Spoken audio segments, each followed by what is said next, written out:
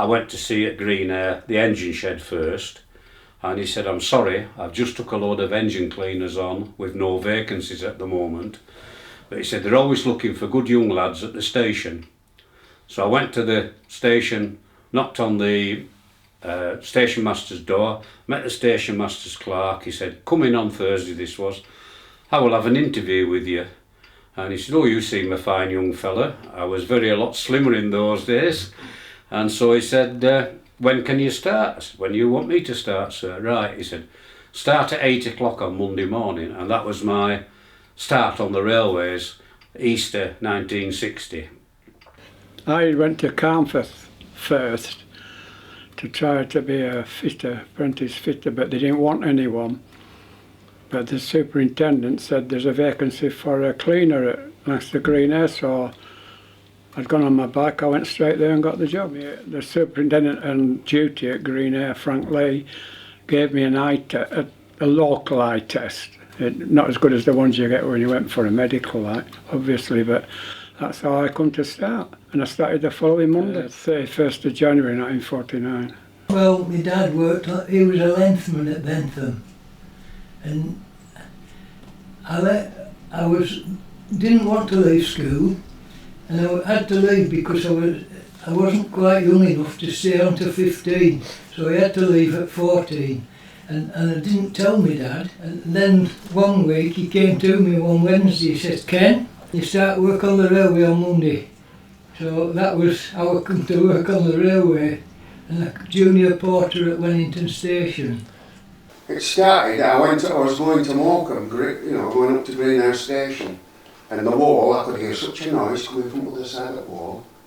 I thought, I'll go and have a look what it is. 6 or 7 cleaners messing about with an engine, and one of them was my cousin. He said, hey Bob, I went over and had a chat.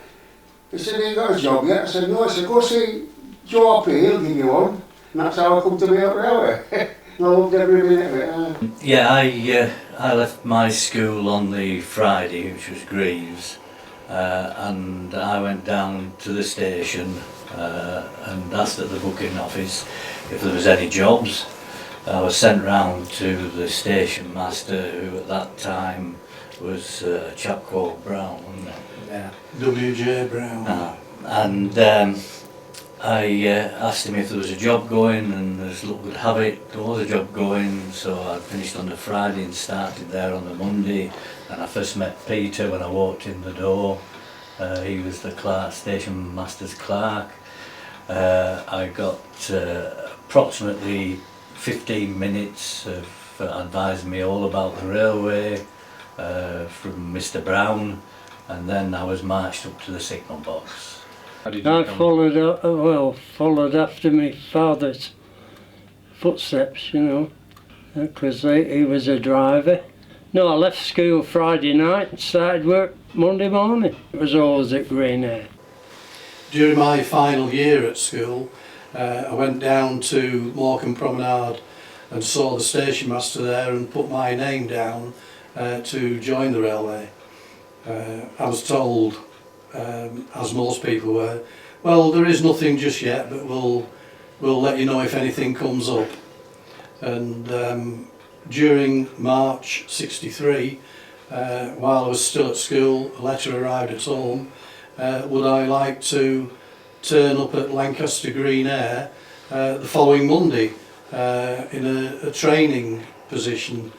And so, like Barry, I left school on the Friday, started work on the Monday, and I travelled to Lancaster Green Ayre into the station master's office and met the station master's clerk, one George Potts, who was due to retire in a month or 6 weeks. And then we went to work. I went at 8 o'clock in the morning. I went straight to Mr. Hopwood, who was the boss then, and he said, join the gang and they'll tell you what to do. And that went from there on and on and on. After about a week, first couple of weeks, I did nothing really, only watched what lads did. Then they said, you understand that you're going to be knocker up. And I used to work from 11:30 till 8 o'clock at night.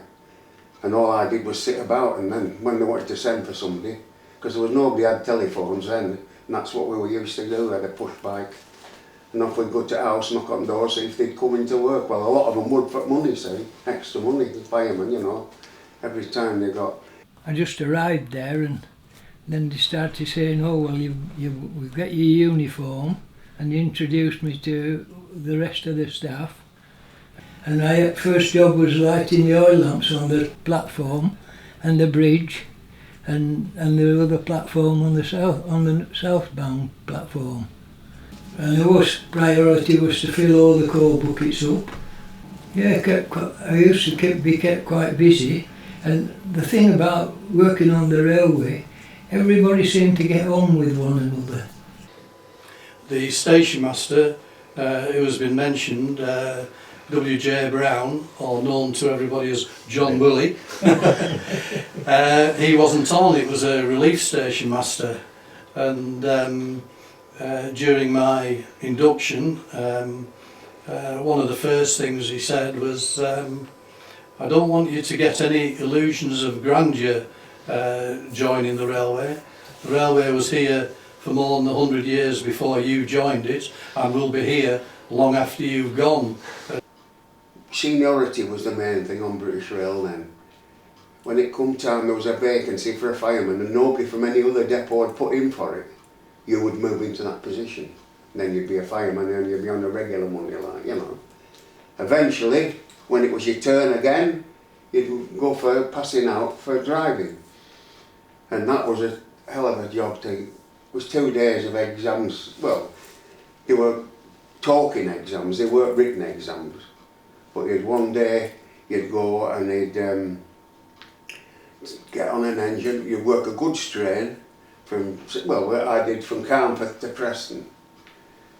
And the inspector's with you and he's watching you, you know, whether you're working it right or not and that. He doesn't say nothing to you, like, you know, and you get off and you go and, that was it for the first day, that was mostly that side. But the second day he told you, when you went upstairs for your rules and regulations, if you didn't know them, you didn't get through. You had to know more. But half a day was spent on a passenger train. I worked to Skipton on with a passenger. He was watching you there. Then he took us down to Skipton Loco and we went round engines. What's this? What's that? What's this? How does that work? You know, I was asking them sort of questions. And then after that, as I say, you got your rules and regulations. If you got through that, because he said to me, how do you think you've done this Marsden? Because he'd been failing a hell of a lot of people. I said, well, I've not done good and I've not done bad. I'll take a risk, he said, and pass you.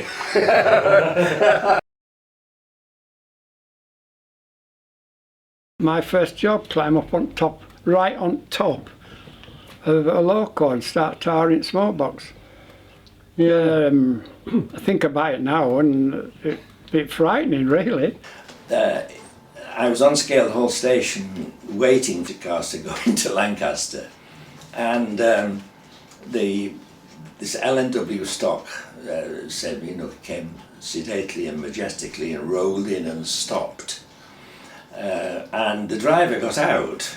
I knew him, and I said, what's happening? He said, oh, he said, I've just come from Morecambe. He said, Ernie is changing an insulator somewhere near Morecambe. He said, so I was told to set off from Morecambe, get up to full speed, and then Ernie would turn the overhead power off, and so you freewheel to Scale Hall and wait for something to happen.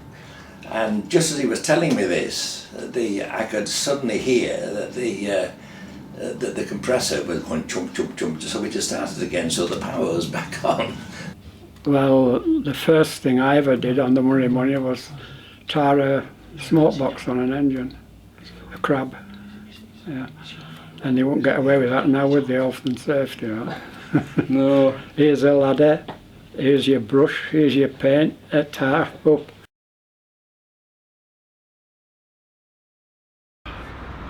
You were very loyal in them days, irrespective of Midland men and Wessie men. You still worked for the same thing, the railway. Yeah. And everybody was pulling in the same direction.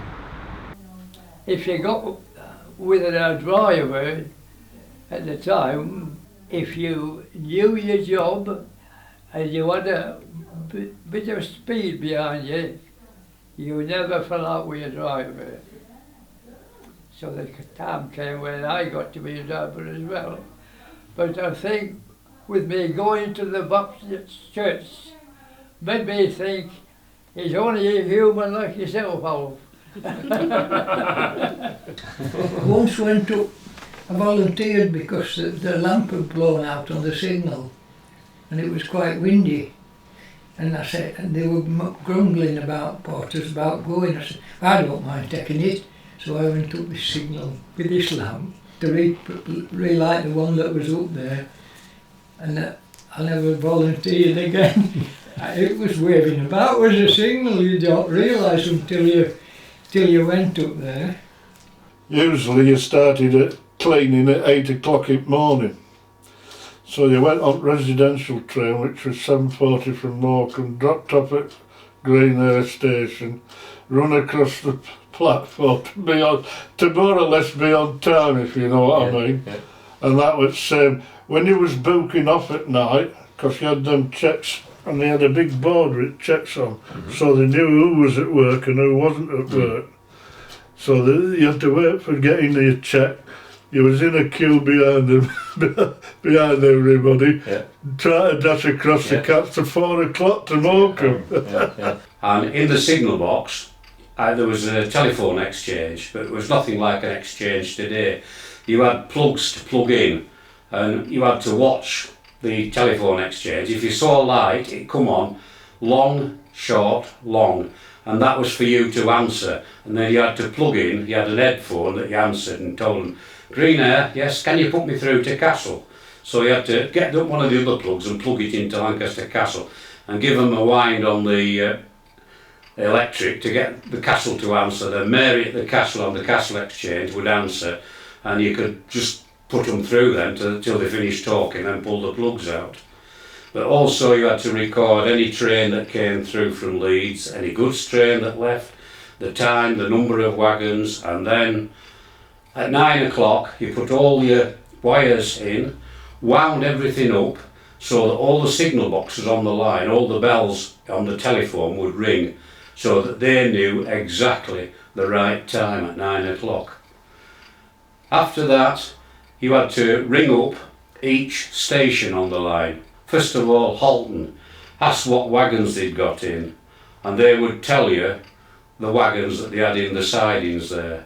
And then Caton, and then go up the line, collect all this information up in a book, and then you had to ring the freight centre at Preston and tell them the situation of each place on the line, as to what was happening. Black Fives were the finest engine they ever built. Well, they were good riding engine, you got a good ride on them, they were good for steaming, good for use of coal, you didn't need that much, you know, a really good engine. In fact, there was one driver years ago, when I was at Green Ayre, who said, if they built a new fleet of Black Fives, he said they wouldn't want any diesels. They were that good an engine like they were. I mean, if you joined the railway at 15, 16 or 17, anybody who was 40 was bloody ancient. Yeah. You know, not true these days. But the railway led on seniority. It was always senior men got the jobs. So the dead man's shoes, didn't it? Yeah, it was, yeah. And that didn't change till well into the late 60s, really. In fact, I'd say maybe even be later than that. When they started fetching traffic apprentices in straight from university, brought them in as, 5 grades up to do their 6 months in this job, 6 months in another job, and then they ended up with a management job. And then they brought back the railway people with experience to make sure they get them sorted again. Cleaning, engine cleaning. Yeah. And what about, were you knocker up in? Did you do knocker up or not? Oh, that as well. You did knocker up, did you? Yeah. Well, see, that word, knocking up, I did very little of it before I was Moved brought out to onto Italy. shunting engines, because that was one of the first jobs I ever did before I went out onto the main line. Yeah. And then I used to go lodging at Leeds. Crew were the so farthest I used to go down south. Right. And there's north. Well, Carlisle would be the most I used to go north. I remember working the Ulster Express with a Ginty, which was 11 coach train, and used to have to put on a fantastic big fire to set off and full boiler pressure, and you would actually leave Morecambe and go down to Beeching where it was getting darker. You could see the sparks dancing up in the night sky as you were going down to Beeching pulling 13 coaches. Big Bill Woods, and he used to come to work in the morning, and what he used to say, there was two things when you got to Easham or like that. He used to say, I'm going for a toilet. You never saw him again till it was relief time. And he was going out in the afternoon, he'd go and have a shave. And then he used to say, as smooth as a baby's bottom. That was his saying, you see, so that was him. Ernie Whitehouse was the superintendent of the line. He was in charge both of the stock and the electrical side, which was the mechanical and the electrical side, which was unique on British Railway. The stock itself had big trapdoors over each motor bogie to be able to access them. And he said towards the end, he remembers at least one occasion when they excluded passengers from the motor car. They had to ride in one of the trailers, and Ernie would then, whilst the car was in motion, in use, he would open the trap doors. He would have unearthed one of the motors whilst he changed the brushes whilst it was running on the other motor. Now you can just imagine them doing that now, but you see, I suppose in his eyes the service had to be kept going. Yeah, you could go to Leeds, say, with Alan's dad. You wouldn't know he'd been to work. Spinebreaker, you was probably nearly having to fill tank at Bentham, because if there weren't flames coming out, he wasn't happy. Yeah, Spinebreaker, because you never straightened your back. That's the name. I got to know the guards more, because I got quite friendly with the guards, so that I got me a lift home at night and I didn't have to cycle home. And they used to try and delay the up train so that I could get the up train, get my bike on the up train, but I had to get rid of the down train first. I mentioned Mortimer, he used to tick me off every time I went home on train. He thought I should go home with my bike, so he had to try and hide sometimes so he didn't see me, because he lived at the end of the platform in the house, and he was always watching to see if I went on train or whether I went on my bike.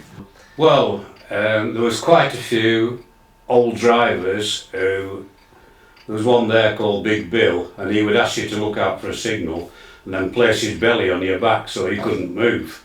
There was only one called Peter Yates that used to get with him, and he'd say, now when you see fire coming out of that means it wants firing. He used to blast them, really blast engines, Mind me, it did them good, because he used to lift off the fire grates, he used to lift the coal off the fire grates so no clinker could form when it was doing that, These are just tough all day, thick clinker like that at the end of the day, Look, we had a load of them, Peter Yates, haven't we? He was a real character, him, yeah. Oh, aye. He used to send fire up into there so we'll catch them coming back. They come down, send them that far up. You're talking about Peter Yates as driver on that electric car.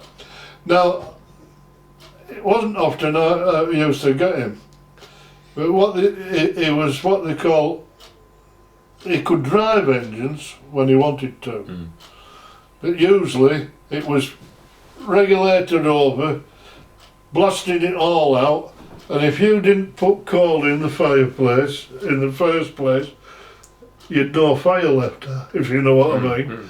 But if you've built it up, then it'd be going like this, tapping engine down. You didn't know which way it was going to work every day for you. Working at We the same started the same way. Yeah. Yes, first years and I did. And some of these old drivers used to get mixed up. I was big Percy and he was old, but it's all right, you know. Fizz up, they used to call me. Fizz up, with fizzy. When I started, I was firing for drivers that started in 1918. Yeah, You they were know. all men. And one, Jack Harling, had been through war.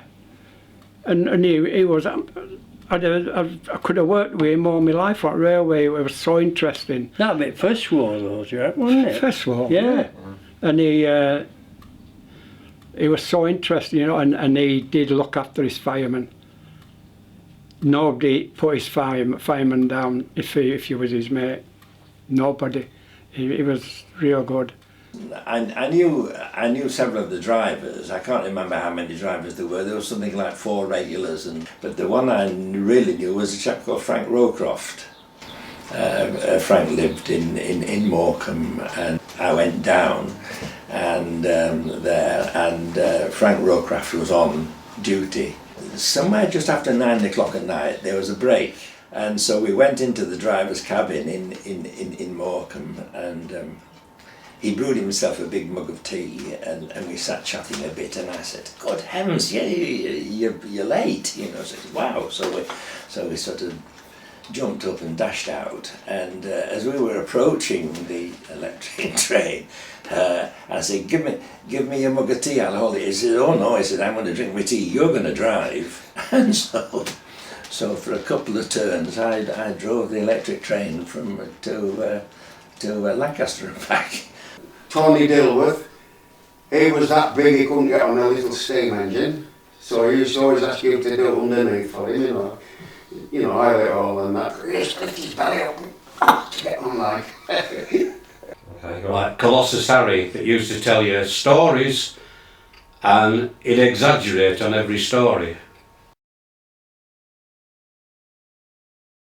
When you got promoted to sheddling. So all you was doing was chucking fires out, emptying smoke box, emptying ash pan, going on to the coal stage. Your crane used to bring tubs up 700 weight at a time, and you used to empty them. On some engines you used to put 14,700 weights on it.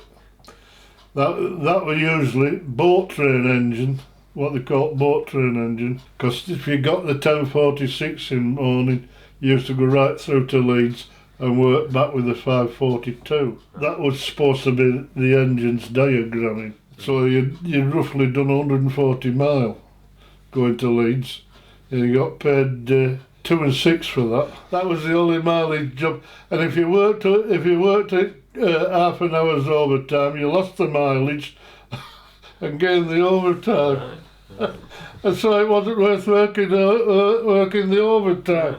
You could get higher grade labouring rate if you did extra jobs. When there's nobody cleaning fireboxes out.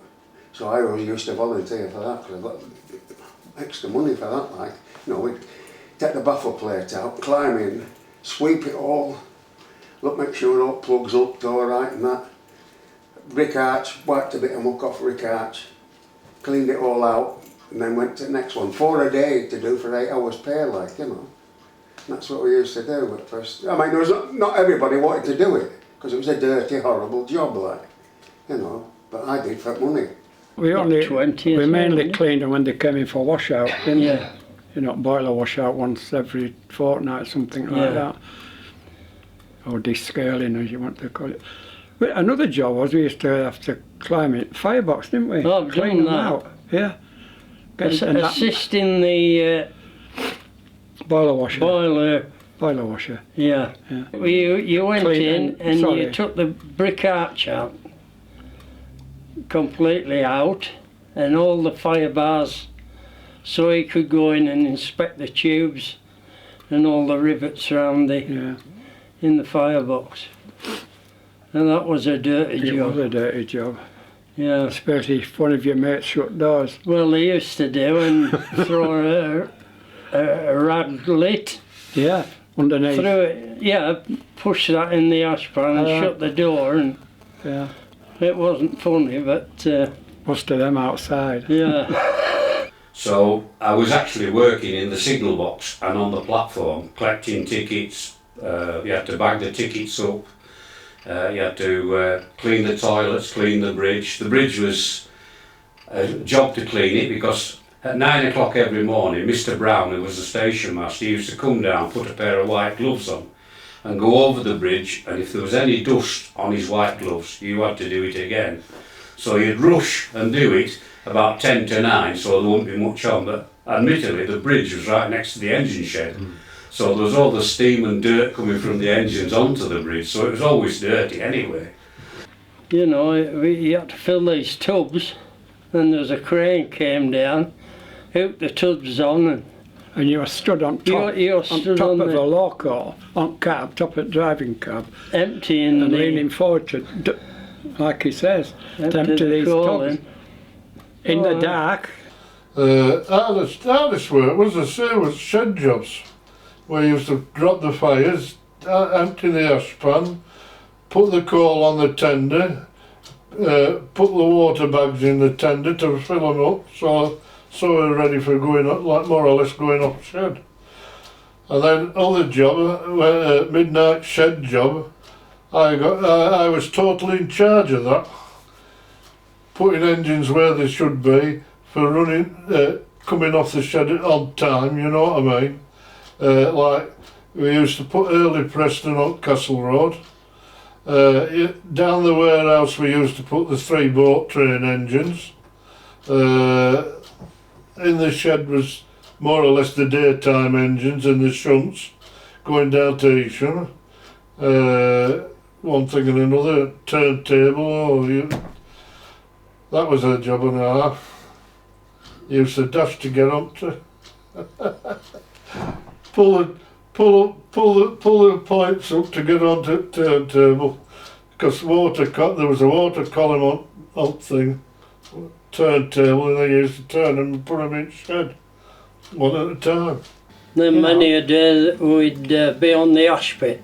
They put a wagon on, so we all got shovels, about 10 of us, 8 or 9. you empty Ashpit first though. Yeah, Which was one it heck was of a quite a pile, Yeah, and we used to all fill a Yeah. 16-ton wagon with them. Yeah, well, he was actually the booking clerk at Scale Hall, and what he did, he had a greenhouse with a lot of tomatoes in it, so he decided he would fetch some and put them on the front of the window at Scale Hall station. And of course, everybody said, "Oh, come, these are beautiful tomatoes. Where did you get them from?" And his name was Jock. And he said, "Well," he said, "I actually grow them myself." "That's good, he said, "that's beautiful." So he decided to make a small business on the side. So he got a stall next to the booking office where he would open the door and sell all his fresh fruit and veg, together with stuff that he bought in, potatoes and everything. So he got a nice little business going for himself. But unfortunately, one day he wasn't there, and a lady turned up at the booking office, and who was there but the auditor? And she said, "What are you on about?" And she said, "Well, we always buy our fruit and veg here." And he says, "Well, I know nothing about that." And that poor fella got the sack for actually selling stuff where he's not allowed to on railway premises. I mean, we used to chase each other up with water bags up shed. That was one job, you know what I mean? And then you'd go and play hide and seek, which was another job. Passenger tank engines, underneath you could get up inside it, so you used to hide in there. Or if it was a dead engine, you used to hide in smoke box. As hide and seek this was. I shouldn't be telling you this, but there you are. And Bob Tyson was really ready for retiring, but he had such fun in him, it was just unbelievable. On one particular instance, he went over to see the electric train coming in from Morecambe, which obviously comes into the platform, then goes up to Lancaster Castle Station, then comes back down on the other platform before going back to Morecambe again. And this time he went over and the guard was in there, and I think his Cowboy was his name. Yeah, Seymour Howarth. Seymour Howarth. And Bob didn't get on too well with him, so he come in with the electric car and he started to hand Bob a letter over for the station manager or station master. And Bob says, no, he says, don't give me it here. He says, can you take it up to Castle and bring it down on the other side, because that's where his office was. So Seymour looked at him and he was puffing on his pipe, and he says, as soon as you can, he says, I'll collect it on the other side because it'll be better that way, it's easy to get. So up he went, up to the Castle Station, come back down, and there was Bob waiting for his letter. Got the letter and took it into Peter's office. And so those are the type of fun that we had. One train, Manchester boat train, Monday to Friday we had it with the same driver, you know, he'll built with him all week. And then he on the Friday morning when we got to Manchester, I always went and had a look out, you know, watching them all get off. This bloke come up and he said, hey, our driver, give him 10 bob. 10 bob, you know, he never had a ticket given all my railway career, with a note with it, to say it's the first time in the 20 years he'd been rattling on that train that he'd been on time every day. The driver ended up at Preston, and he showed it me before he retired. He still had the letter in his, you know, it was like that at home. Oh yeah, well, at Green Ayre, we used to, when we was cleaning, engine cleaning, we used to play cards quite regularly for a few pence. But we was playing and the foreman, which was Joe Hotwood, came and stopped us. There's no gambling on the railway premises, so one of the lads suggested that we would go up onto the shed roof at night and play cards up there under the moonlight. We was playing cards and one of the young drivers below was walking past, and I was eating a salad, and somebody said, I bet you can't hit that driver with one of your tomatoes. So I picked a ripe tomato and plonked it right down the back of his neck. He looked up and shouted, oh, moonbeam up there. And I'm afraid that stuck with me for 44 years of my railway career. And it was the year when there was lots and lots of snow that year, 1947. There was people going from Bentham up to Dent. There was a goods train completely snowed under, and they were still going up in April to put it out of the snow. I remember I think I was just about leaving school at that time, and I knew some of the lads, and they were closed down at the silk mill, and they were going on up to help them dig this goods train out. And on another occasion, when I got off the train at Green Ayre, we used to have to get calls sometimes when they were getting a bit short for various fires. Well, Bert Sharples used to send us up to, if there's an engine in the dock on Green Ayre Shed, he used to send us up to get some coal. We had a two-wheeler truck with a basket on it. Anyway, so me and Barry, off we go with his truck, through the gate onto the dock and shoveling coal out of the engine into the basket. Then I think it was 6431, I think the engine was, or 6426, anyway, it was an Ayre anyway. Anyway, Barry said, I know how to work these. And I said, alright. And so he put his hand on, there was like a brass wheel, and he turned it, and of course there was various clocks with pressure on. And the needle started going up on the pressure. So I said, I dived off. I said, that's because if it had set off, it'd have blocked the line, it'd have either run through points and blocked the line onto the shed and blocked the line up to Castle, so it'd stop the job. Anyway, as I looked at it didn't, it stopped where it was. And when steam riser come round checking up, cleaners, I bet they wondered what had gone on. But he got away with that one as well. Frank Taylor, Desperate Dan I used to call him. Oh, he used to cook his bacon on shovel. He couldn't cook his bacon because I filled the box up. I remember baskets of pigeons coming and used to if they came in on this side, took them on the barrow round to the other side and let them go, didn't you? Yeah, there was some sort of contract, I presume, unless they were Jackie Lennon's. No, they weren't. They have, every so often they had the big race where they'd get probably hundreds of pigeons, and that used to be a treat where we all went there and just went along unzipping the boxes and away they went. But thousands of pigeons in the air. And you get smaller races as well, which what Peter mentioned there, where we'd take them round to the other side and just let them off there. But it had to be done at the time that they say it had to be done at. We actually worked cattle trains out of Beeching, but every so often you had to stop the cattle train to make sure that the cattle were all stood up, because if one lied down it could get trampled on and killed. So one particular day this train was actually going from Beeching to Huddersfield, and they stopped at a small place called Portsmouth near Burnley, and the guard went to inspect. Oh dear, he said, one of the cattle's down.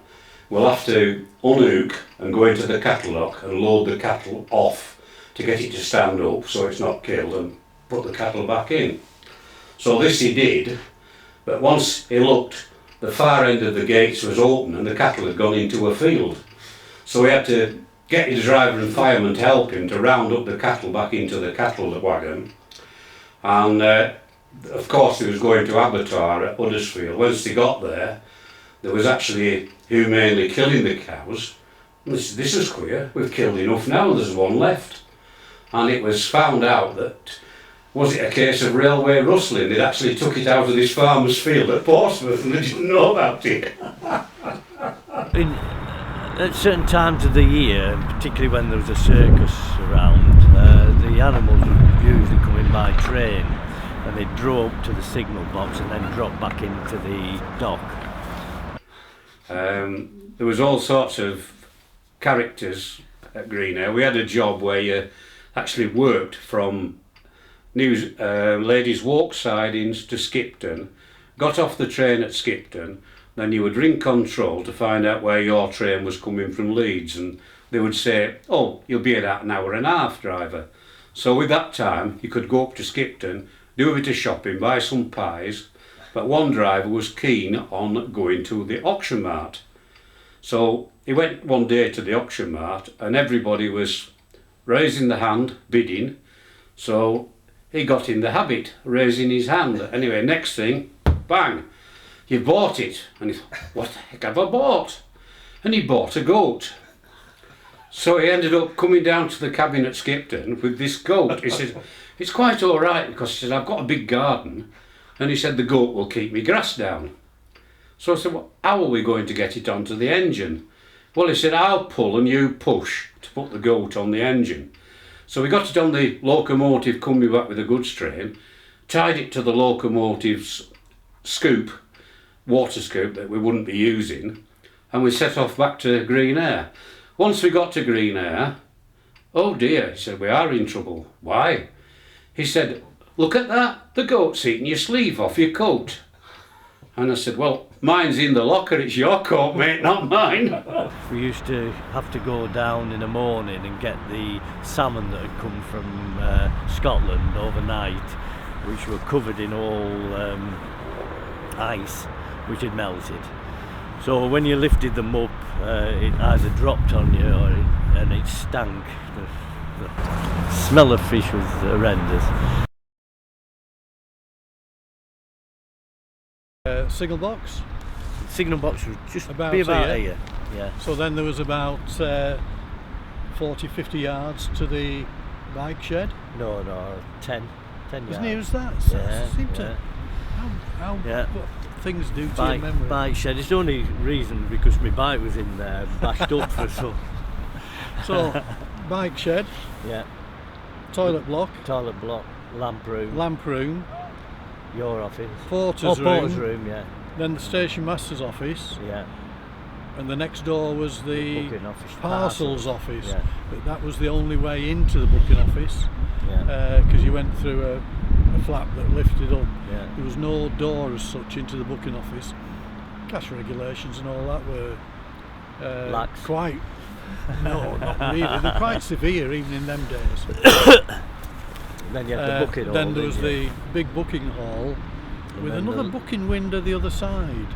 Was that not to pay out wages? That was used as Yeah. the paying out office, Yeah. which paid out the Local, about 35 station staff, all the wages staff, the guards, the signalmen, the shunters, on platform staff, and then about 200 local men, must have been Yeah. 200, Yeah. that got paid out every, I think it was Fridays, wasn't it? Yeah. Fridays. Yeah. Yeah. And then after that you had the ladies' waiting room, didn't you? Yes, there was a ladies' waiting room, ladies' toilets, and Yeah. that was the end of it then, wasn't it? Yeah, That was the end it. of the platform. Every station was a reversal. You went in and out of Morecambe, you went in and out of Green Ayre, you went in and out of Castle, you went in and out of Heasham. So every time the train stopped, the driver had to walk the length of 3 coaches and so on. There were quite a number of double slip, and the double slip at Lancaster Green Ayre, which had to be crossed as you came from Morecambe into Green Ayre and up to Castle, and then Castle down to Green Ayre and out to Morecambe. You had to cross this double slip 1, 2, 3, 4 times, didn't you? And it was reckoned to be the most used double slip on the British rail network. And the other thing was, at the other end in Morecambe, there were, at the throat of the station, again, there were 4 double slips. Every train that went through had to cross at least 2 of them, or rather, to cross 2 of them to be able to get in and out of the station. But when I started, there was blocks of 60 firing, Oh, they and were. drivers at 50 driving because they'd moved from away. And these Green Ayre men wouldn't move. They were older hands by 10 years, but because they wouldn't move, they were firing for men 10 years younger. And the right died in the wool Midland men. They really were. And some of them never even got med drivers, just because they wouldn't move away for promotion. There was a train in the summertime round about every 7 minutes, but in the winter time there's every 15 minutes with Leeds and goods trains in between. So it was a very busy station. During the summertime, the electric cars that run between Green Ayre, Castle and Morecambe couldn't take the passengers, and so they had to make it a 6-car set during the summertime with a driver at either end, because each reversal of the train, when it came in from Morecambe to Green Ayre, the driver had to get out and go to the other end to drive it up to the castle. At Lancaster Castle he had to get out again and drive it to the other end to come back to Green Ayre, and then when he got to Green Ayre to change ends again to go to Morecambe. So in the summertime, to make it quicker, they had a driver with 6 coaches at either end of the train. So he would drive into Green Ayre, give the other driver a bell, he would put his key in and drive up to the castle. So it was a lot quicker in the summertime, because there was loads of traffic coming to Morecambe in them days. They were my happy jobs in my life. You enjoyed it. Even though the knockers up came at 4 o'clock in the morning, Alf wanted to be there, wanted to be there. I was very keen on railway, yes. When the passenger station shut on the 1st of January '66, I was retained for some 5 months because we still had the goods guards booking on and off, and of course the signalman was still here, and there was the yard, wasn't there? Yeah. So I still did the pay bills for that lot, but when the shed shut, I think the guards went as well, and everything happened up at Lancaster Castle then, and I got moved up there. I came back for the shed closing on the day it closed, took photographs, which you've seen in the build-up. But it was hard to come back Bear in mind that when I did come back, all the totems had been taken and gone, so I was a bit peeved with that. But no, it's something I didn't like to see, to be honest. I remember it as being something that I loved, and I wasn't going to see it in a state that it was getting into, because there'd been a bit of vandalism. Yeah, I'm afraid I didn't come back. And of course, purely for my own interest, it wasn't intended to be a deeply researched effort at all. I filmed it in the last weeks of its existence, when it was announced that it was going to be closed as part of the Beeching cuts. I filmed it from end to end, using this camera that I borrowed from Geoffrey Timms from Scale Hall in Lancaster. And it was, in those days, of course, it was a clockwork camera. It was I used Kodak Super 8 film. Smiling about it now, because in order to film it, I sort of did it from bridge to bridge. I would go from one bridge to the second and then furiously wind it up again, because I think it ran for 2 minutes, something like that, 2.5 minutes.